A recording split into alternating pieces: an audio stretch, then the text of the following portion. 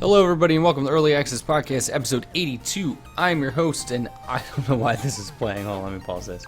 I am your host, Angelo, and thank you for coming back and checking out Early Access Podcast. Hopefully you're new here, and you have found your way here through the Fallout 4 Pip-Boy Edition giveaway, which is what I'm starting off this episode with. So far we have over 1,300 entries and 96 entrants. So we're almost at 100. Hopefully by the time the contest ends in 10 short days here, we will get to over 100 entrants as we wind down towards the end. Hopefully there's a big bump and I can get some more listeners out there for the podcast. But as usual, thank you for stopping by, telling a friend, checking it out. So the holiday season is upon us, and I want to start the show off not only talking about the giveaway, but also to try to drum up some, I guess, what's the word I'm looking for?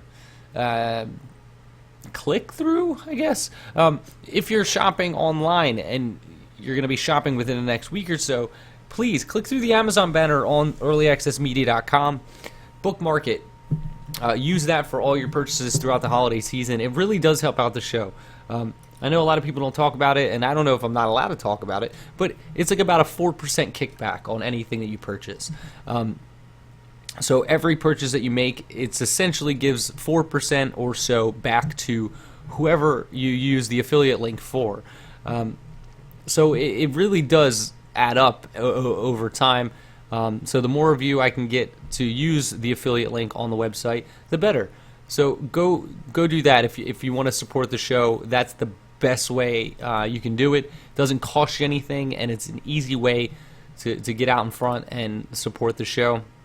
There's also the Patreon if you want to support the show that way, and you can also support the show through the Pop in a Box checklist advertisement, also at earlyaccessmedia.com. So yeah, besides the what's the word I'm looking for? Besides the contest, there hasn't been much going on. With Christmas coming up, I've just been kind of busy shopping, trying to not spread myself too thin, buying gifts for my girlfriend and my family, and that's been kind of hard. You know, you want to spoil the people you love, and it's kind of complicated to do that without breaking the bank. Just been buying gifts left and right, buying myself gifts left and right. It's been pretty good though. I bought myself quite a few pop figurines, and that's about it. That's all I really bought myself this holiday season through Black Friday and everything. Hot Topic had a 50% off your entire order, so I ordered a handful of pops through them, and then through Barnes & Noble's had a big deal over the Black Friday weekend.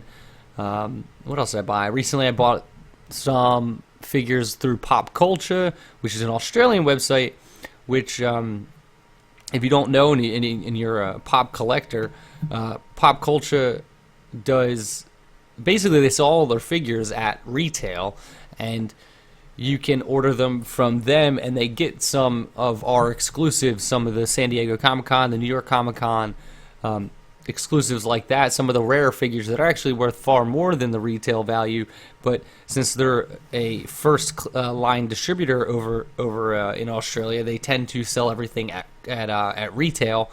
So if you're looking for some of the rare pops, you don't have the money on it, go follow and subscribe to the Funko Pop Reddit, the subreddit over there at reddit.com, and you can actually try to pick up one of these figures for way under the cost that it would, for if you try to get it on eBay or something.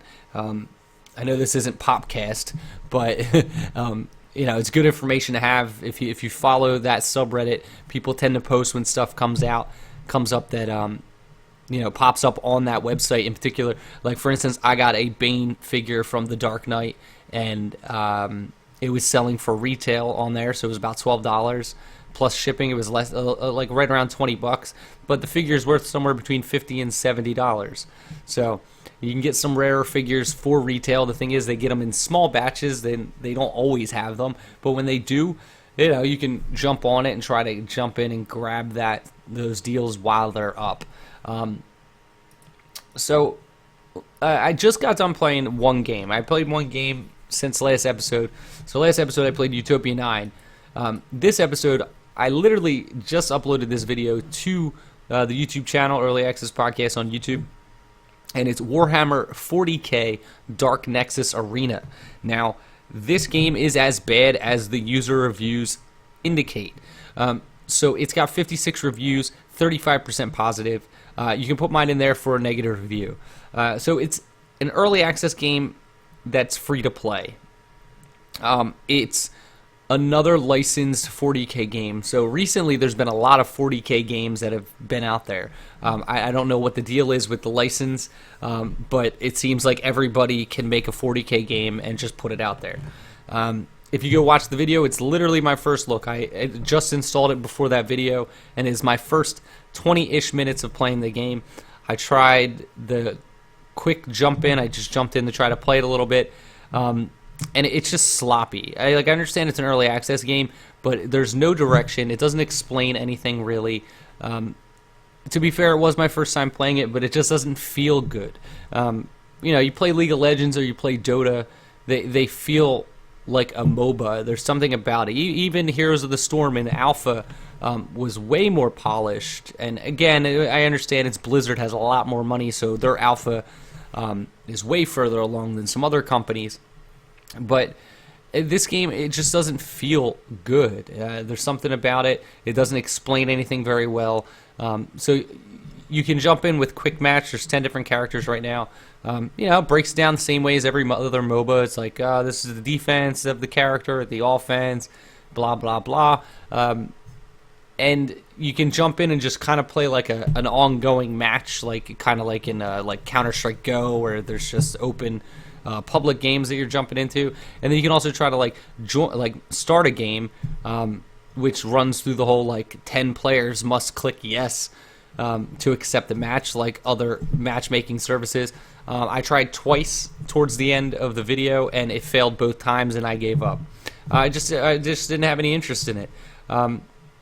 Even as a free-to-play game, I just felt like it just didn't work for me. I'll probably give it another shot at some point, let it get a little bit further along the development. But as it stands right now, I'd stay away, even as a free-to-play game. I mean, you can go check it out, but I wouldn't spend any money on it. Not until you jumped in with the free-to-play stuff. And, the negative reviews all pretty much corroborate what I'm saying. It's just not good. There's just better MOBAs out there, especially better free MOBAs out there to play. So I would avoid Warhammer 40k Dark Nexus Arena, which is a fucking mouthful to say, but don't play that. So next thing I wanted to point out is the game Victor Vran. So I played this game a while back. I played it in its early access phase, and I love this game. I loved it when I played it. It's gotten a lot of updates since then. This was back in July. So it's got 915 reviews now, 92% positive. It has since released to a full version. But I wanted to point it out because it's 50% off right now for the next 37 hours. So by the time this goes live, if you listen to it today, you'll probably have a good 12 hours. If you listen to it the day it comes out, which is Monday, you'll probably have a good day, about a day to go pick this up. It's totally worth your $10. And they're also discounting the 2-pack and the 4-pack version of this game by incremental discounts. So you can get the 2-pack for 45% off. You can get the 4-pack for 35% off. And those package keys, like the groups of games, are already discounted from the regular price. Like, for instance, a 2-pack's $35 instead of $40. So you can get 2 copies of the game for less than $20. Pretty awesome. It's a great game. It's a third-person, top-down, not third-person, three-quarter view, top-down dungeon crawler, much like Diablo. It uses some really cool mechanics and different ways of stuff in these kind of games that I've never seen before. The way that the skills work and everything. It uses this cool, I guess you can say card mechanic. Go check out my first look. It's on the YouTube channel. You can find it somewhere. But it's a really interesting game. It looks great. It plays really well, and the reviews don't lie. I had a lot of fun with it when I played it. It's totally worth checking out. There's a lot of free content for it. So Victor Vran, go check that out. The link is in the show notes. Totally worth your time.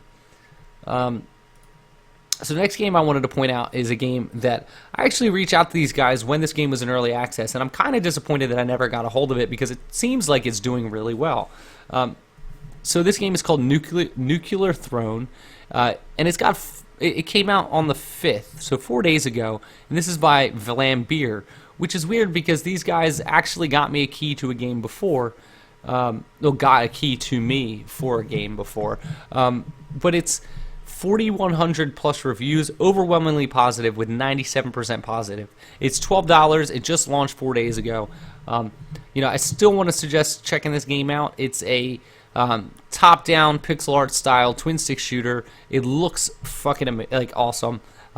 Really cool. It's a lot of collecting powerful guns and whatnot. So yeah, go check it out.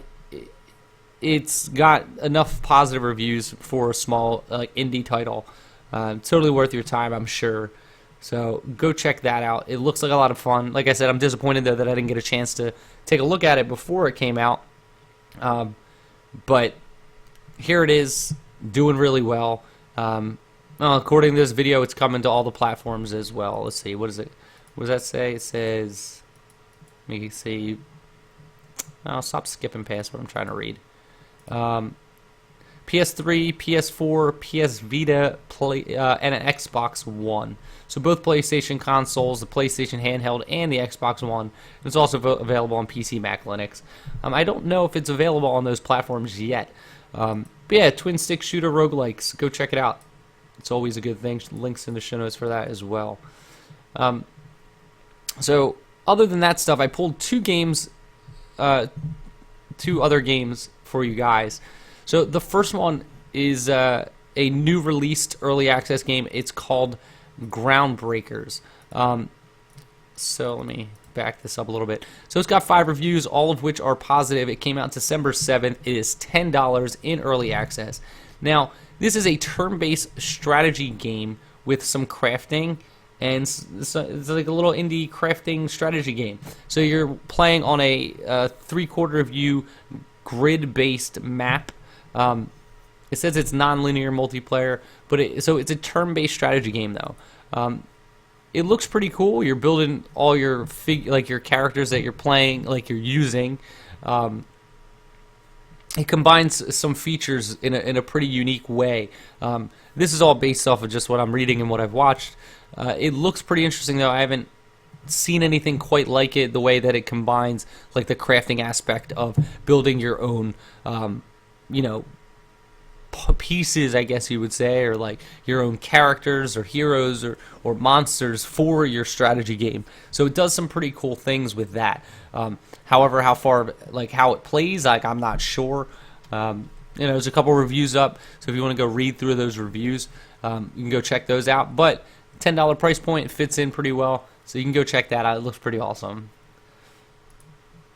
Alright, so the last game I got for you guys is, again, another game that's overwhelmingly positive for a game that had just come out in the past couple days and was relatively unknown. So this is from Arrowhead Game Studios and PlayStation Mobile. It's called Helldivers. Now, it's overwhelmingly positive, 1,335 reviews at this time with 95% positivity. It's $19.99. This isn't a early access release. This is a release game. Now, this is a top-down twin-stick shooter that's overwhelmingly positive, which is impressive. You don't see that a lot. It looks pretty awesome. It's from the creators of Magicka, if you didn't recognize, the Arrowhead Game Studios. Actually, I don't even think that is who it is. It just might be some of the creators. So it's a war-torn space kind of game where you're running around, twin-stick shooting like you normally would. It looks awesome, though. Reminds me of it reminds me of the art style of StarCraft or something. Very similar, cartoony. It's very Blizzard. That's what it's very Blizzard style artwork from my opinion. In my opinion, the crazy thing about this though, there's 14 pieces of DLC for this game already, each of which is $3. So you got, $50 in DLC and $20 for the game. So you're looking at like, $60 worth of stuff right out the gate, which is pretty crazy to me. You can buy everything for $40. The game and all the DLC for $40, which seems to be worth it. Or you can buy just all the DLC for $25 and the game for $20. So if you pick up the game now, you can pick up all the DLC for $25 later, or you can pick it all up for $3 individually. And it seems like the DLC for this game is, different units. So it's different units that you can use, I guess, throughout your campaign in the game. There is single player, there is multiplayer, and with the overwhelmingly positive reviews, I can't imagine that it's not good. It looks amazing. It looks like a lot of fun. I like story-driven twin-stick shooters, which is not a usual thing. It does have co-op. It does have multiplayer. It seems like it's a really well-rounded game. Actually, the reason I even brought this game up is because somebody actually pointed it out to me. Like one of my listeners, one of the followers of the show, pointed it out to me and was just like, "Hey, you should check out this game. It's got a lot of content for $20."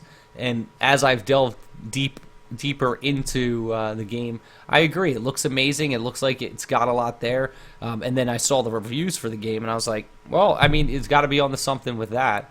So Helldivers, go check that out if you're looking for, a well-rounded twin-stick shooter, something that's not your simple, just run through this level, collect, try to not die roguelike style game. This seems to have a lot more depth than that.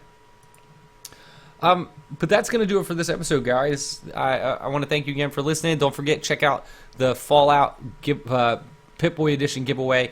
That is over at earlyaccessmedia.com. Click through the Amazon banner. Go, subscribe to the YouTube channel. Subscribe to the podcast if you're listening to this anywhere else that's not through a subscription already. If you like the show, go rate it on iTunes, 5 stars preferably.